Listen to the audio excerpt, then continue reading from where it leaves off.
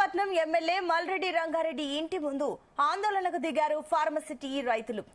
పరిహారం వద్దు, భూమిలే ముద్దు అంటూ నిరసన చేపట్టారు. ఎన్నికల టైంలో కాంగ్రెస్ సర్కార్ అధికారంలోకి వస్తే ఫార్మసిటీని రద్దు చేసి తమ భూములను రైతులకు ఇస్తామని సర్కార్ హామీ ఇచ్చింది. దీంతో కాంగ్రెస్ సర్కార్ హామీ మేరకు తమ భూములు తమకే ఇవ్వాలని ఆందోళనకు దిగారు భూ నిర్వాసితులు. పరిహారం పేరుతో భూములను ఇవ్వకుండా మోసం చేస్తున్నారని మండిపడుతున్నారు రైతులు.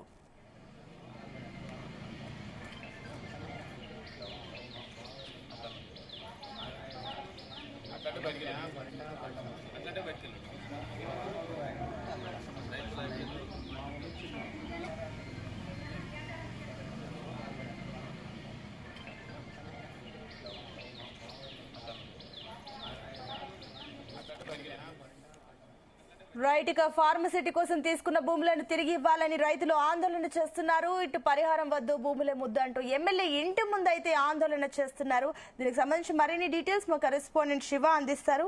శివ, రంగారెడ్డి జిల్లా ఇబ్రహీంపట్నం నియోజకవర్గానికి సంబంధించినటువంటి ఎమ్మెల్యే మల్రెడ్డి రంగారెడ్డి ఇంటి వద్ద అయితే ఫార్మాసిటీకి సంబంధించిన రైతులు బైఠాయించడం అయితే జరిగింది. దీంట్లో ఫార్మాసిటీకి సంబంధించి దాదాపుగా 2500 వివిధ గ్రామాల సుమారు 5 నుంచి 6 గ్రామాలకు మేడిపల్లి, కురుమిద్ద, మీర్ఖాన్పేట్, నానక్ నగర్, అదేవిధంగా సింగార గ్రామాలకు సంబంధించి 2500 ఎకరాల వరకు అయితే ప్రభుత్వం అయితే రైతుల దగ్గర నుంచి అయితే తీసుకోవడం జరిగింది. అయితే ఎలక్షన్లకు ముందు జరిగినటువంటి క్యాన్వాసింగ్ లో భాగంగా ఇప్పుడు ప్రస్తుతం కాంగ్రెస్ పార్టీ నుంచి గెలిచినటువంటి మల్రెడ్డి రంగారెడ్డి అయితే మేనిఫెస్టోలో ఇవ్వడము, అదేవిధంగా ఫార్మాసిటీ రైతులకు ఏదైతే భూమి కోల్పోయినటువంటి రైతులకు ఖచ్చితంగా భూమిని ఇప్పిస్తాను, గెలిచిన వెంటనే మీకు న్యాయం చేస్తాను, ఎవరి భూమి వాళ్ళకి ఇప్పిస్తాను, ఫార్మాసిటీకి సంబంధించి జీవో నెంబర్ 31 రద్దు చేసి మీకు రైతులకు న్యాయం చేస్తానైతే అప్పటి ఎన్నికల సమయంలో ప్రచారంలో భాగంగా అయితే హామీ ఇవ్వడం జరిగింది. దాంట్లో భాగంగానే ఈ రోజు కొంతమంది రైతులు కొన్ని గ్రామాలకు చెందినటువంటి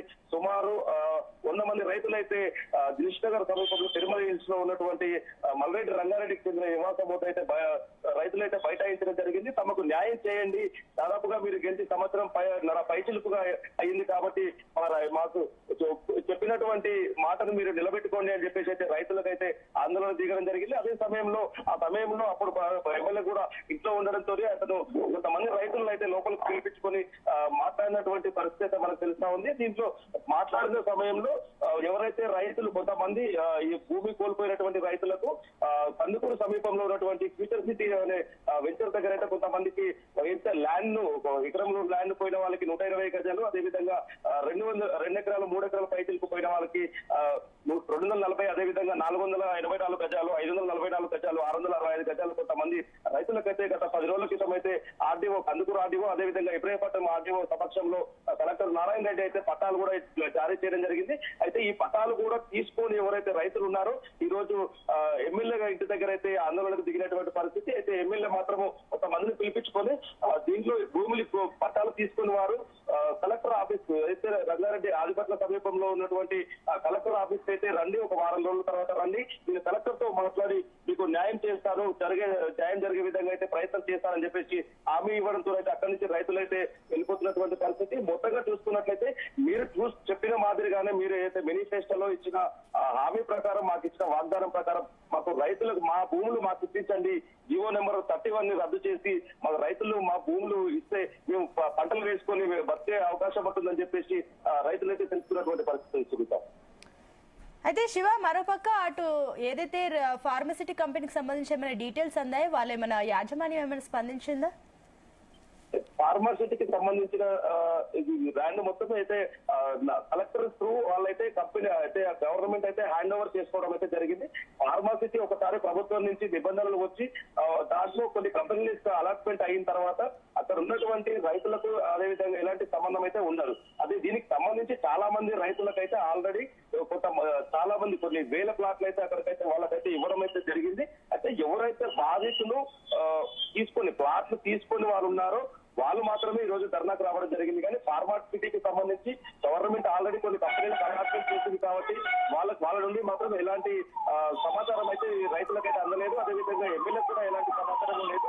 ఎమ్మెల్యే కూడా ఖాళీ కలెక్టర్ తో మాట్లాడతాను అని చెప్పేసి హామీ ఇవ్వడమే కానీ పూర్తి స్థాయిలో మీకు న్యాయం జరుగుతుంది, నేను ఉన్నాను, అదే ఎన్నికల సమయంలో ఇచ్చిన హామీని ఖచ్చితంగా మీకు నెరవేరుస్తాను, పూర్తిగా మీకు న్యాయం చేస్తానైతే భరోసా కల్పించినట్లయితే అనిపించట్లేదు సునీత. అయితే శివ, ఏదైతే ఎమ్మెల్యే ఇంటి ముందు ఉన్న రైతులతో అటు మల్రెడ్డి రంగారెడ్డి మాట్లాడే ప్రయత్నం చేశారా? ఆయన వస్తున్నారా పని మాట్లాడడానికి అక్కడ? ఎందుకంటే ధర్నాలు ఉన్న వాళ్ళలో చాలా మంది వృద్ధులు, మహిళలు కూడా కనిపిస్తున్నారు కాబట్టి ఆయన మాట్లాడే ప్రయత్నం ఏమైనా చేస్తున్నారా?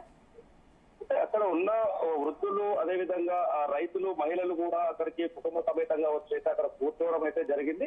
కొంతమంది దాంట్లో కొంతమందిని అయితే లోపలికి పిలిచి, ఇంటి లోపలికి అయితే పిలిచి మాట్లాడడం అయితే జరిగిందని సమాచారం. అయితే దీంట్లో మాట్లాడిన విషయాల్లో మీరు ఒక వారం రోజుల తర్వాత ఎవరికైతే ప్రాబ్లం ఉన్నది వాళ్ళు ఇక్కడ కూర్చున్న వాళ్ళు ఎవరైతే ఉన్నారో లబ్ధి అంటే ప్రభుత్వం నుంచి వచ్చే ఏదైతే ప్లాట్ అలాట్మెంట్ అయిన తర్వాత కూడా మీకు వచ్చినటువంటి అలాట్మెంట్ లెటర్ తీసుకోకుండా, ఆర్డీఓ నుంచి లెటర్ తీసుకోకుండా మీరు ఇప్పటి వరకు వేచి ఉన్న వారు ఉన్నారో వారైతే ఒకసారి కలెక్టర్ ఆఫీస్ రండి, వారం రోజుల తర్వాత కలెక్టర్ ఆఫీస్ కార్యాలయానికి రండి, అక్కడికి నేను వస్తాను, అధికారులతో అదేవిధంగా కలెక్టర్ ప్రస్తుతం ఉన్న కలెక్టర్ నారాయణ రెడ్డితో ఒకసారి అయితే చర్చించి మాట్లాడి ప్రయత్నం అయితే చేద్దామని చెప్పారు. కానీ ఖచ్చితంగా మీ భూమి మీకు ఇప్పిస్తానని చెప్పి హామీ ఇచ్చినట్టు తెలియదు లేదు.